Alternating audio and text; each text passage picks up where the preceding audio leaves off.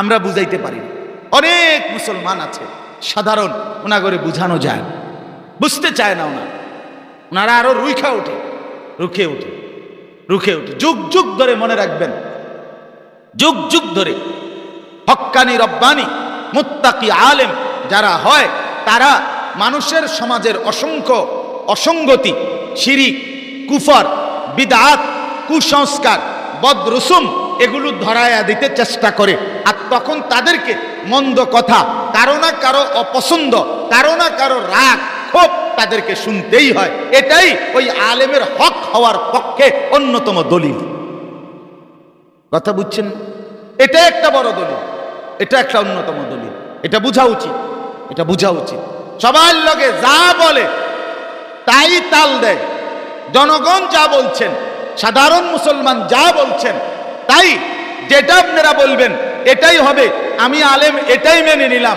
এবার কোনো আলেমও না, আলেমের কোনো কাতারে না। জনগণ ওলামায়ে কেরামকে অনুসরণ করবে। ওলামায়ে কেরাম জনগণকে অনুসরণ করিলে সেটা কখনোই মুক্তির পথ আনবে না। যিনি ইমাম, যিনি খতিব, উনি দিক নির্দেশনা দিবেন। এই জন্য আমরা এটা আপনাদের কাছে, যে কয়জন আছেন আপনাদের কাছে বুঝায় বললাম, বাপ এটা নিয়ম। শিরিক শুনলে অবশ্যই থমকে যাওয়া উচিত, কুফর শুনলে থমকে যাওয়া উচিত, বিদআত শুনলে থেমে যাওয়া উচিত। আবার ভাবা দরকার। রাসূলুল্লাহ সাল্লাল্লাহু আলাইহি ওয়াসাল্লাম ইরশাদ করেছেন, দা মা ইয়ারিবুকা ইলা মা লা ইয়ারিবুক। যে জিনিস তোমার সন্দেহ লাগে, খটকা লাগে, রাসূল বলেন ওইটা ছেড়ে দাও, ওই জিনিসে করতে থাকো যেটাতে কোনো খটকা নাই। এটা হাদিস। নবীজিকে জিজ্ঞাসা করছে, মাল ইস, গুনাহ কি? গুনাহ বলে কাকে? রাসূল বলছে, মা হাকা ফি সাদরিকা, তোমার অন্তরে যেটা করার ক্ষেত্রে সংকোচ বোধ করে, তোমার অন্তরের মধ্যে বিব্রত বোধ হয়, কাজটা মনে ভালো না, এ টেনশন ঢোকে যে এই কাজ করতে গেলে, রাসূল বলে ওইটাই গুনাহ, ওইটাই ছেড়ে। একদম আল হালালু বাইয়িন ওয়াল হারামু বাইয়িন। নবীজি বলছে যত কিছু হালাল তা আমি রাসূল স্পষ্ট বলে দিলাম, যত কিছু হারাম তা আমি রাসূল স্পষ্ট বলে দিলাম। হালালগুলো স্পষ্ট, হারামগুলো স্পষ্ট। রাসূলুল্লাহ বলেন, তারাকতুকুম মুহাজ্জাতান বাইদা।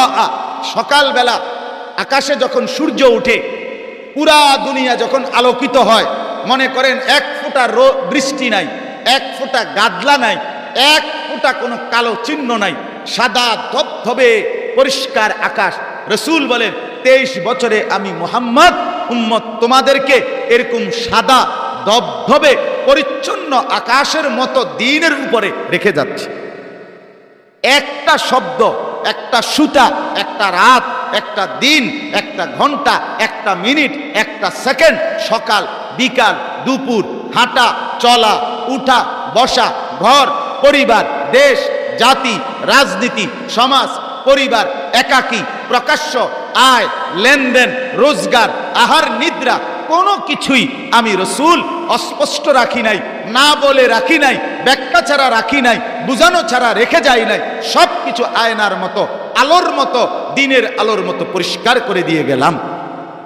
লাইলুহা কা নাহারিহা, লাইলুহা কা নাহারিহা। নবী বলছে রাত বানাইয়া গেছি একবারে দিনের মতো, রাত বানিয়ে গেলাম দিনের মতো। রাতের 2টার মাসালা এটাও পরিষ্কার, দিনের 2টার মাসআলা এটাও পরিষ্কার। স্বামী স্ত্রীর একান্ত সম্পর্ক, ওই মাসআলাও পরিষ্কার বলছি। আর একবারে বাজার ব্যবসা, কোটি মানুষের সামনে কি মাসালা দরকার এটাও বলে গেছি, ওইটাও বলে গেছি। টয়লেট বাথরুমে শুধু তুমি একা, এই সময়ে তোমারে পেশাব করবা কেমনে, টয়লেট বা পায়খানা করবা কেমনে, টয়লেট পেপার ব্যবহার করবা কয়টা, পানি ব্যবহার করবা কেমনে, কাপড়টা উড়াইবা কখন, বইবা কোন রানের উপরে বেশি চাপ দিয়া, আমি রাসূল এটাও বলে গেছি। একাকীর কথাগুলোও বলছি, প্রকাশ্য কথাগুলোও বলছি। তাইলে তুমি বুঝবা না কেন? নবী সাল্লাল্লাহু আলাইহি সাল্লাম অস্পষ্ট কিছু রেখে যান নাই, লুকোচুরি কিচ্ছু ইসলামের মধ্যে। সংবং কোনো কথা নাই, নয়সই কোনো কথা নাই, নয়সই নাই। যা কিছু কোরআন স্পষ্ট, যা কিছু হাদিস স্পষ্ট, যা কিছু সুন্নাহ তা স্পষ্ট। যেন মুসলমান শিরিক থেকে বাঁচেন, বিদআত থেকে বাঁচেন, নিজেকে বুঝান, বুঝতে শিখেন। হক্কানি রব্বানি মুত্তাকি আল্লাহওয়ালা আলেম থেকে দিন শিখেন। আপনি এই কথা বলিয়েন না যে বাপ দাদার আমল থেকে দেখে আসছি, না রে বাপ, এই কোরআনে বারবার আছে। একটা মুরব্বী হইল আমার কথা মাইনা নিয়েন, এই কোরআনে বারবার আছে। যতবার যত নবী, প্রত্যেক নবীরা তাদের উম্মতকে যখন আল্লাহর দিকে ডাকছে, আখিরাতের দিকে, জাহান্নামের ভয় দেখাইছে, প্রত্যেক নবীর নাফরমান উম্মতরা এই কথাটাই বলছে যে না, বাল নাত্তাবিউ মা আলফাইনা আলাইহি আবাআনা, বাপ দাদা যেটা করছে আমরা ওইটাই করে যাব, তোমার কথা নতুন করে শুনবো না। এটা মুশরিকের কথা, এটা সর্বযুগের বেঈমানের কথা, সর্বকালের কোরআন প্রমাণ। একটা দুইটা আয়াত না, কোরআনের সর্বকালে এই কথা বেঈমানরাই কি করছে, বারবার বলছে। যখনই বলছে কোন নবী, মুসা নবী বলছে উনার কওমকে, এরা কয় বাপ দাদা কইছে যেটা এটা শুনবো। ঈসা নবী বলছে, শুআইব আলাইহিস সালাম, লূত আলাইহিস সালাম, হুদ আলাইহিস সালাম, নূহ আলাইহিস সালাম, হর আম্বিয়া আমাদের নবী একই কথা। নবী বলছে, কুরাইশরা কয় বাপ দাদা যা কইছে। হ্যাঁ, এজন্য এটা মনে রাখবেন যে বাপ দাদার আমল থেকে এটা দেখে আসছি। আপনি বাপ দাদার আমল থেকে দেখে আসছেন, আপনি এই ব্যাপারে এটা খুব মানলেন। আমনের বাপ দাদার আমলে সোফা ছিল না, আমনে নতুন করে সোফা লইলেন কা? বাপ দাদার আমল থেকে তো সোফা দেখেন নাই, কথা বলেন না কেন? আমনে বাপ দাদার আমলে তো ফ্রিজ ছিল না, আমনে কা দাদার আমলে যেটা ছিল না এখন লইলেন কেন? কথা বলেন না কেন? হ্যাঁ, ভোগের জন্য, তামসার লাইগা দুনিয়া যা লাগে এটার আর বাপ দাদার কথা মনে হয় না। কিন্তু ইবাদতের বেলায় নতুন শরীয়তের বিধান বললে কোনো আলেম এই সময় বাপ দাদার দোহাই দিয়া ছেড়ে দেওয়ার বেলায়, মানে করতো না যেটা যেটা মানতে কষ্ট, পালন করতে কষ্ট, এই ব্যাপারে আইলে বাপ দাদার কথা মনে হয়, বংশের কথা মনে হয়। তখন জেডার কথা মনে হয়, তখন কাকুর কথা মনে হয়। অথচ এই জেডারে, যে জেডার দোহাই দিছে, এই জেডার কিন্তু জমি দিছে না ঠিক মতো, কাকুর জমি দিছে না ঠিক মতো, বাতিজার জমি দিছে না ঠিক মতো। আপনার না বলে বাপ দাদার খুব দরদ, তাকে সম্পত্তি তো ঠিক মতো বুঝাই দেন নাই, এমন হাজারো মানুষ আছে কিনা বলেন না কেন?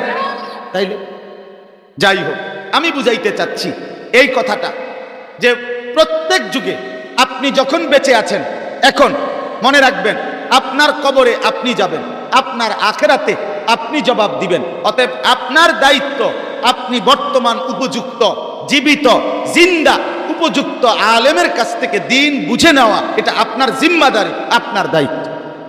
বলে আমার দাদা, আমনের দাদার বিষয়টা আমনের দাদা বুঝবে, কথা বোঝেন নাই আমার? আমনে তাহলে আমাদের দাদারে কবর থেকে নিয়ে আসেন, আবার নিয়ে আসে বলে দাদা, আমরা দাদা নাতি আবার ইসলামটা ঠিক করি, কথা বলেন না কেন? তাইলে আপনি আপনার দাদা চিন্তা করেন কেন? আপনার দাদা তো কবরবাসী, আপনি তার জন্য আপনার করণীয় কি? আপনার করণীয় মাগফিরাতের দোয়া করা, আপনার করণীয় ইস্তেগফার করা, আপনি করতে থাকেন, আপনি দোয়া করতে থাকেন। এজন্য দয়া করে আমি এই কথাটা লম্বা করে বললাম, এটা গুরুত্বপূর্ণ। বাপ মনে রাখেন, কোন আমলের মধ্যে কম বেশির কমতি, এটা আল্লাহ তাআলার কাছে তওবা করলে আল্লাহ চাইলে মাফ করে দিবে। দুনিয়ার কোনো কিছু চাওয়া পাওয়া, দুনিয়ায় একটা মানুষ, আমরা প্রত্যেকেই মনে করেন একটা বাড়ি চাই, একটা গাড়ি চাই, একটা স্ত্রী চাই, ছেলে মেয়ে চাই, অনেকগুলো অর্থ সম্পদ চাই, প্রত্যেকেই চাই। কিন্তু দেখা যায় দুনিয়া কেউ চাহিদা মতো পাই, কেউ চাহিদা মতো পাই না, কেউ কম পায়, কেউ বেশি পায়, ঠিক কিনা বলেন? এগুলো মেনে নেওয়ার বিষয়, এগুলো তেমন কোনো লস না। কেউ কম পাবে, কেউ বেশি পাবে, কিন্তু ঈমান যদি হারিয়ে ফেলেন, তাওহীদ যদি ছুটে যায়, কুফর যদি হয়, শিরিক যদি হয়, খোদার কসম আখিরাতে আপনি এক বিন্দু শান্তি মিলবে না, স্বস্তি মিলবে না, আপনি জান্নাতের ঘ্রাণও পাবেন না, মুশকিলে পড়ে যাবেন, মুশকিলে পড়ে যাবেন, বিপদে পড়ে যাবেন। এজন্য দয়া করে প্রত্যেকটা মুসলমানের কাছে অনুরোধ করলাম, ওলামায়ে কেরামের কাছে সম্পর্ক বাড়ান, ওলামায়ে কেরামের সাথে সম্পর্ক বাড়ান। হুজুর, আমার কথার মধ্যে, আমার বিশ্বাসের মধ্যে, আমার ঈমানের মধ্যে কুফর আছে কিনা, শিরিক আছে কিনা? আমার শায়েখ আরিফ বিল্লাহ হাকিমুন নফস আল্লামা মুফতি মুশতাকুন নবী কাসিমি হযরত দামাত বারাকাতুহুম বলে, মাঝে মাঝে হৃদয়ে হাত দিয়ে দেখো ঈমান ঠিক আছে তো, ঠিক আছে তো, এই ঈমানে কুফরি নাই তো, শিরিক হয়ে যাচ্ছে না তো।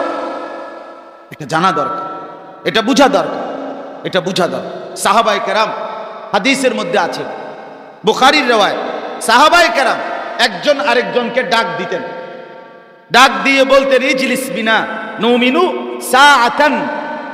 সাহাবী বলতেন যে ভাই সাহেব এদিকে আসেন। এক সাহাবী আরেক সাহাবীকে ডেকে বলতেন যে এদিকে বসো, আমার লগে কদ্দুর বইও, দুজনে মিলে কিছুক্ষণ ঈমান বাড়াই, কিছুক্ষণ ঈমানের মুযাকারা করি, কিছুক্ষণ ঈমানের চর্চা করি, দেখি তোমার ঈমান ঠিক আসেনি, দেখো তুমি আমার ঈমান ঠিক আসেনি। নুমিনু সাআতান। সাহাবায়ে কেরাম ঈমানের মুযাকারা করতেন, সাহাবায়ে কেরাম ঈমানের চর্চা করতেন, সাহাবায়ে কেরাম কুফর শুনলে, শিরিক শুনলে লাফ দিয়ে উঠতেন, আটকে উঠতেন, আর মাঝে মাঝে বারবার ভাবতেন হায় আমার ঈমানের মধ্যে কোনো ত্রুটি নাই তো। আমরা বুখারীতে পড়ছি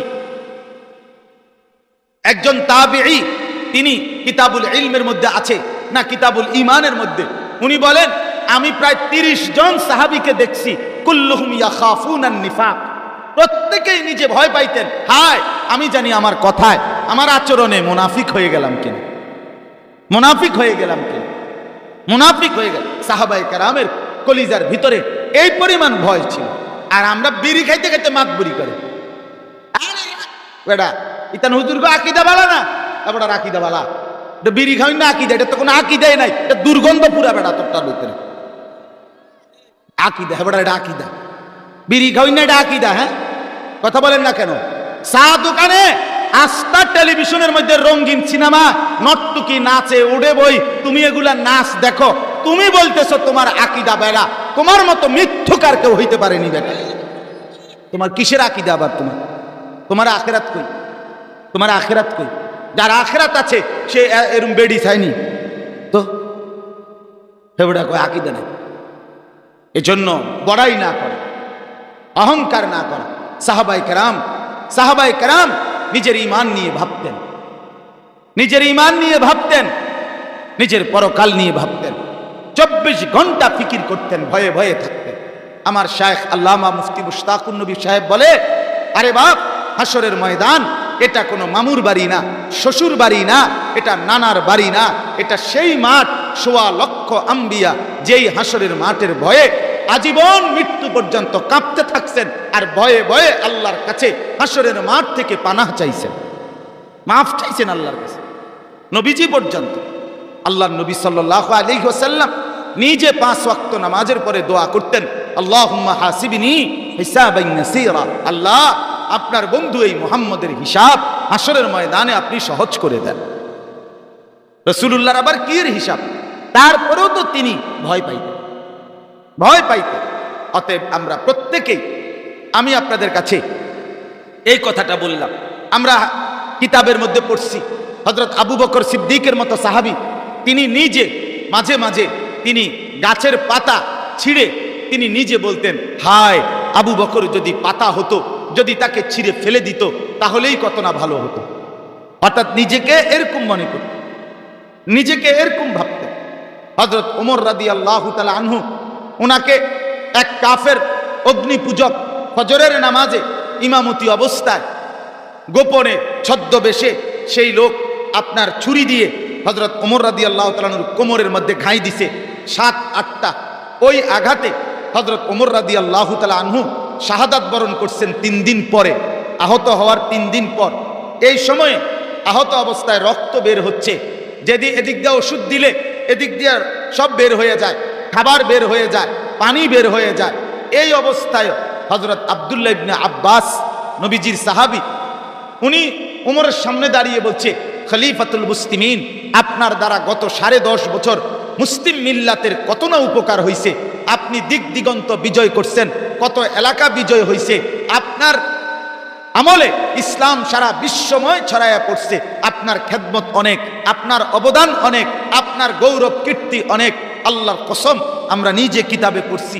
ওমরের মতো সাহাবী চোখের পানি ফেলে বলল, আব্দুল্লাহ ইবনে আব্বাস, শোনো, আমার আল্লাহর কাছে তুমি আমার জন্য এটুকু বলো যেন আমার গুনাহ আর নেকি কমপক্ষে বরাবর করে আল্লাহ যেন মাফ করে দেয় আমার।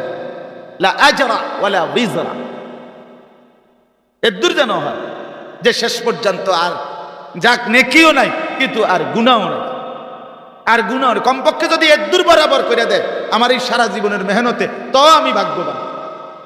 লা আজরা ওয়ালা বিজরা, নেকিও নাই গুনাহও নাই।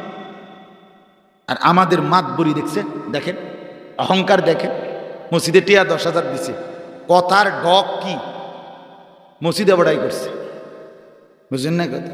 এবারে ফুতে টাইলসের টিয়া দিছে, মাশাআল্লাহ। মসজিদ আলগি দিয়া যদি সিস্টেম থাকতো, উনি নামাজ শেষ করিয়া মসজিদের আলগি দিয়া বাইর দিকে থাকতো তো নিল গাইলে, তার ওনার ফুতে টাইলসের টিয়া দিছে। কিন্তু একবার ডাইরেক্ট পুরো মসজিদ আলগি দেওয়া সিস্টেম নাই দেখা নিতে পারতেছে না। অহংকারী, মাতবরি, বড়াই। হ্যাঁ, আমার বাপ এটা না করা, এটা না করা নিজের জীবনের পুঁজি, আমার জীবনের আপনার জীবনের, এই ডানে বামে সবাই জওয়ান বুড়া সবার জীবনের সবচেয়ে বড় 1 নাম্বার পুঁজি তাওহীদ। কি বলেন না? এই বিশ্বাস, লা ইলাহা ইল্লাল্লাহ। আবার বলেন, এটা জীবনের মূল পুঁজি, এটা যেন না হারায়। আল্লাহ যদি হারায় যায়, তাওহীদ যদি হারিয়ে যায়, আল্লাহকে যদি ভুলে যায়, আল্লাহকে যদি না চিনতে পারি, আল্লাহকে যদি না বুঝতে পারি, খোদার কসম আর কিছুই পেলাম না, আর কিছুই বুঝলাম না, আর কিছুই চিনলাম। জুতু মেরা তু সব মেরা। যখন আল্লাহ আমার তখন সবই আমার। আগার একটু নেহি মেরা তো কোই শাই নেহি মেরি। যখন আল্লাহ আমার নাই তখন কিছুই আমার না। আমার শায়েখ বলে, আল্লাহকে না পেয়ে কেউ যদি গোটা পৃথিবীও পায় সে কিছুই পায়নি, আল্লাহকে পেয়ে কেউ যদি গোটা পৃথিবীও হারায় সে কিছুই হারায়নি। কথা বলেন, আল্লাহকে পেয়ে সব না পেলেও সবই পাইছে, আল্লাহকে না পেয়ে সব পেলেও কিছুই। তুমি আল্লাহকে পেয়েছো, সবই পেয়েছো। তুমি আল্লাহকে পাওনি, সব কিছুই পাওনি। মুজাহিদে আজম আল্লামা শামসুল হক ফরিদপুরি রহমতুল্লাহ আলাইহি কথা বলতেন। এজন্য আমরা প্রত্যেকেই, কি সমস্যা এখন সিস্টেম নেই, জায়গা নেই, না না কথা কয় ফ্যান ফ্যান করে, এরপরে অনাবার করে জায়গা দিতে হবে আমরা, এনে জায়গা না। ইনশাল্লাহ মুনাজাতের পরে জায়গা হবে বলে যান, ওনারা তখন নিরিবিলি বসবে। জি একটু আগে, একটু আগে আসে, একটু অল্প একটু। তাই ওনারা হলেন কোম্পানিগঞ্জ বাজারের বিশিষ্ট বিখ্যাত ব্যবসায়ী বৃন্দ। ওনারা সব সময় মসজিদ মাদ্রাসার প্রতি আন্তরিক, এবং আমার শায়েখ আরিফ বিল্লাহ হাকিমুন নাফস আল্লামা মুফতি মুশতাকুন নবী কাসিমি হুজুরের একদম কলজার টুকরা এরা। হুজুরের একজন ছেলেও আছে, আর এমনি আরো সব ছেলেও আছে। আল্লাহ তাআলা সবাইকে উত্তমভাবে কবুল করেন। আসলে আমি বলছি আপনাদের কাছে এটা, যে এই মাদ্রাসা ইসলামিয়া দারুল উলুম কুড়াখাল, এই মাদ্রাসা এটা আমার মাদ্রাসা, বলেন আলহামদুলিল্লাহ। এটা আমার শায়েখ আল্লামা মুফতি মুশতাকুন নবী কাসিমি হজরতের মাদ্রাসা। এটা ফুলছুমার হজরত বাংলাদেশের শ্রেষ্ঠ বুজুর্গ পীরে কামেল আল্লামা মুফতি আবু সাঈদ দামাত বারাকাতুহুম হজরতের মাদ্রাসা। এরকম অসংখ্য বুজুর্গ ওলামায়ে কেরাম আলহামদুলিল্লাহ অল্প সময়ের ব্যবধানে, আমার বটগ্রামের হজরত, বাংলা আমাদের কুমিল্লার অসংখ্য অগণিত মাদ্রাসার অভিভাবক, হাজারো আলেমদের মুরব্বী আল্লামা নুরুল হক সাহেব দামাত বারাকাতুহুম হজরত এই মাদ্রাসায় আসছেন। আল্লামা মুফতি আমজাদ হুসাইন সাহেব, আল্লামা মুফতি দিন মোহাম্মদ আশরাফ সাহেব, এবং এরকম অগণিত ওলামায়ে কেরাম এখানে এই অল্প কয়েক বছরে বারবার বারবার এসেছেন। অতএব আপনাদের সৌভাগ্য এলাকাবাসী, আপনারা জানেন না এই কদমে এই মহান বুজুর্গদের কদম পড়েছে, চোখের পানি পড়েছে, ওনারা হাত তুলেছে। ইনশাআল্লাহ ইখলাস থাকলে, তাকওয়া থাকলে, গুনাহমুক্ত জিন্দেগি থাকলে এই মাদ্রাসা একদিন বড় হবেই হবে, হবেই হবে, হবেই হবে ইনশাআল্লাহ, কোনো সন্দেহ নাই ইনশাআল্লাহ, কোনো সন্দেহ। এই যে যেই ব্যবসায়ী আইছে এরা শুধু আপনি একটু নজর দিলে ইতান 2-4টা মাদ্রাসা ভাইসা যাবে, এবং তারা ইনশাআল্লাহ নজর দিবে। ঠিক আছে ইনশাআল্লাহ, কয় না কেন, দিছে অলরেডি ইনশাআল্লাহ। আল্লাহ কবুল করেন, আল্লাহ কবুল করেন। আল্লাহ তাআলা ভরপুর বরকত দান করেন। ইনশাআল্লাহ একটু পরেই শোনা হবে কি দিছে, আর একটু রাখেন, টের পাওয়া যাবে এই কিছুক্ষণের মধ্যে। জি, তো আমি আপনাদের কাছে বলতেছিলাম, আসলেই দেখেন মানে নিজের কাছেই ভাল লাগতেছে, কিন্তু এই যে জায়গা নাই কি করা। এত আল্লাহর বান্দা নিচে বাহিরে দাঁড়ায় আছেন। আল্লাহ তাআলা আপনাদের সবার জন্য উপযুক্ত জায়গার ইন্তজাম করে দেন। তো বাপ, আমি বলতেছিলাম, এটাকে লম্বা করছি। প্রথম এই বিষয়টা তাওহীদ। প্রথম বিষয়টা কি বলেন না? আমার জীবনের পুঁজি, আমার জীবনের খুঁটি, আমার জীবনের মূল। আমার জীবনের মূল এটা, লা ইলাহা ইল্লাল্লাহ। এটা যেন এক বিন্দু না ছোট। কোরআনে আছে, ওয়া আসবাগা আলাইকুম নিআমাহু যাহিরাতান ওয়া বাতিনা। আল্লাহ বলেন, আমি আমার বান্দাদের উপরে আমার নিয়ামত প্রকাশ্য এবং গোপন পূর্ণ করে দিলাম। কি করে দিলাম? মানে একটা বালতির মধ্যে দিতে দিতে দিতে বালতি একবারে বরাবর করে পূর্ণ করে দিছে, পুরাইয়া দিছে আর কি, কথা বুঝছেন তো? তাফসীরের মধ্যে লিখছে একজন বিশ্ববিখ্যাত মুফাসসির তাবিঈ আব্দুল্লাহ ইবনে আব্বাস রাদিয়াল্লাহু তাআলা আনহুমার শাগরিদ মুজাহিদ ইবনে জবর রাহমাতুল্লাহি আলাইহি, ইমাম মুজাহিদ, উনি বলছে কোন বান্দার উপরে, কোন মানুষের উপরে আল্লাহর নিয়ামত 100 পূর্ণ হয় কখন? মানে কখন একদম পূর্ণ হইল? যখন সে পেট ভরে ভাত খাইল। ঠিক কিনা বলেন না কেন? যখন সে বিল্ডিং যত তালা করতে চাইছে, পুরা শেষ তালার ছাদটা যখন ঢালাই হয়েছে, তখন আল্লাহর নিয়ামত পূর্ণ হয়েছে। ঠিক কিনা বলেন না? হ্যাঁ, দুনিয়া যা যা চাইছিল তা সব যখন পূর্ণ হয়, তখন আল্লাহর নিয়ামত পূর্ণ হয় নাকি? না, দুনিয়াতে যা যা চাইছে ফের তো এইটারই কোনো শেষ নাই, এটা পূর্ণ হইব কেমনে? কথা বোঝেন না এমনি? আপনারা ছোট্ট একটা ঘটনা শুনে, নূর আলম ভাই, দারুণ ঘটনা শুনে। আমি নোয়াখালী লক্ষ্মীপুর টুমচর মাদ্রাসায় পড়তাম। তো ফাজেলে পড়তাম যখন, আমার শায়েখ যে মাদ্রাসায় উস্তাদ ছিলেন, ছাত্র ছিলেন ওই মাদ্রাসায়, হজরতের বাড়ি আল্লামা মুফতি মুশতাকুর নবী কাসিম হজরতের বাড়ি যেখানে, নোয়াখালী লক্ষ্মীপুর টুমচর মাদ। তা আমি যেই লজিং থাকতাম, 3 জন বাচ্চা পড়াইতাম। তো একবার লজিং পর্যন্ত, তো লজিং বাড়িতে মনে করেন প্রায় 20-25 দিন হয়ে গেছে, আমার প্রত্যেক দিন তরকারির মধ্যে এই মাইরা কয়ারি ডাঁটা, আপনারা কি করেন? ডেঙ্গা, ডেঙ্গা, এই ডেঙ্গা, এই মাছ দিয়া এই ডেঙ্গা তরকারি দেয় প্রত্যেক দিন। আরে কিরে ভাই, এটা কোন বিচারের কথা? পরে আমি ছাত্রটারে জিগাইলাম, শহীদ আমার বড় ছাত্রটার নাম, তারে কইলাম, শহীদ, এই আমি জানি যে উনি মানে তার মা এই ডেঙ্গা ক্ষেত করছে আর কি অল্প কুদ্দুর। তো আমি বললাম যে এই মাইরা, আমরা কই আর কি মাইরা, হ্যাঁ, এটি কি শেষ হইতো না? মানে আজ 20-25 দিন হয়। তো সে একটা সুন্দর কথা কইছে, হুজুর শেষ হইব কেমনে? আম্মা তো প্রত্যেকবারে উড়াইয়া আরো দুগা ছিড়াইয়া দেয়। আপনি বুঝিনি এবারে ঘটনা? এটি না দানা, ছোট ছোট দানা না এগুলার। তো এখন এবারে তো উড়াইয়া আরো দুগা কি করে? আমি যাও, আমার কপালে আর না অন্য কোনো তরকারি আর কপালে নাই, আমি বুঝা লাইছি। কারণ এবারে যেই বুঝা লাইছে, হ্যান দিয়ে উড়ায়, হ্যান দিয়ে ছিঁড়ায়, তাইলে আর কপালে আর কি ছাড়া, ডেঙ্গা ছাড়া আর কিছু নাই আমার। এই যে বিষয়টা, দুনিয়া এমন, মানে আমি বুঝাইতে চাই দুনিয়াটা এমন। দুনিয়া আমরা প্রত্যেকটা মানুষ তার কিছু প্রয়োজন পূরণ করবার আগেই সে আরো 50টা প্রয়োজনের টার্গেট করে ফেলে কিনা বলে, তাহলে দুনিয়ার প্রয়োজন পূরণ হবে না। দুনিয়ার প্রয়োজন কি হবে না? আমি প্রতিদিন বলি বাপ, দুনিয়া এক রাক্ষসের নাম, যে রাক্ষস হা করে গিলে ফেলে আবার হা করে, আবার হা করে। দুনিয়া ছোট কম্বল, যেই কম্বল নিচটা ঢাকলে মাথাটা খুলে যায়, মাথার দিক ঢাকলে নিচটা খুলে যায়। দুনিয়া এর নাম বলে। দুনিয়া তৃপ্ত হতে দেয় না, দুনিয়া তৃপ্ত হতে দেয় না। দুনিয়া সারাক্ষণ অতৃপ্তি বাড়িয়ে দেয়। তাহলে আল্লাহ তাআলা যে বললেন আমি বান্দার উপরে নিয়ামত পূর্ণ করলাম, তাহলে এটা দুনিয়া না? এটা কি না বলেন না? দুনিয়া না। দুনিয়াতে তৃপ্ত হবেন না আপনি, দুনিয়াতে তৃপ্ত হবেন না। আমার মসজিদের এক মুসল্লি 3-4 বছর আমারে প্রত্যেক জুমায় আমারে দেখা হইলেই বলে, হুজুর কিছু ঋণ আছি, দোয়া করেন। আমি আচ্ছা দোয়া করলাম, আল্লাহ আপনারে ঋণ মুক্ত করেন। কিরে ভাই, সবসময় এই কথাটা কয় বেড়া। আমি একদিন জিগাইলাম, চাচা আপনি তো শুনছি 2-3 ছেলে বিদেশ, আপনার এত ঋণ হয় কেন, মানে এত ঋণ কা এটি সুদ হয় না?